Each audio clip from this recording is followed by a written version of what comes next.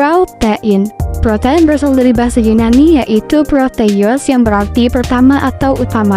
Protein merupakan makromolekul yang menyusun lebih dari separuh bagian dari sel.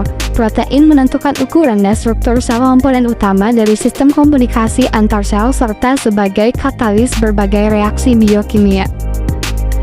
Struktur protein dapat dilihat secara hierarki yaitu berupa struktur primer, tingkat pertama, sekunder tingkat kedua, tersier tingkat ketiga, dan kuartenar. Yang pertama ada struktur primer protein.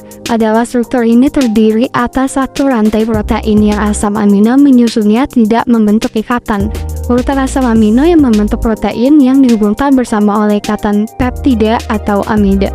Yang kedua ada paralel dan antiparalel dengan membentuk ikatan hidrogen antara asam amino pembentukannya.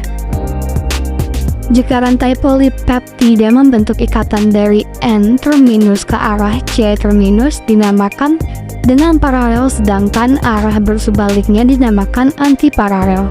Yang ketiga ada struktur tersier protein, merupakan campuran dari struktur sekunder yang menyusun dari suatu rantai polipeptida.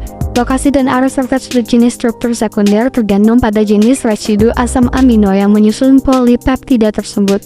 Yang keempat ada struktur kuartenar protein, yang dimana merupakan gabungan dari satu atau lebih rantai polipeptida yang beroperasi sebagai satu satuan.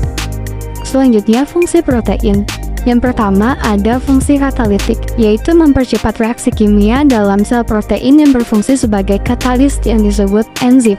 Yang kedua fungsi transportasi, yaitu mengangkut molekul atau ion tertentu melintasi membran sel atau dalam sel darah. Yang ketiga ada fungsi hormonal, yaitu mengirim sinyal antara sel atau organ.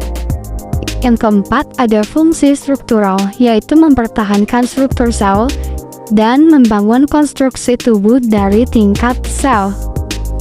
Yang kelima ada fungsi penyimpanan, yaitu menyimpan molekul atau ion penting untuk digunakan kemudian.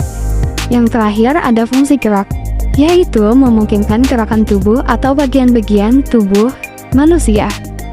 Lalu ada contoh protein gerak, yaitu ada aktin dan myosin yang menyebabkan kontraksi otot dan tubulin yang berbentuk mikrotubulus.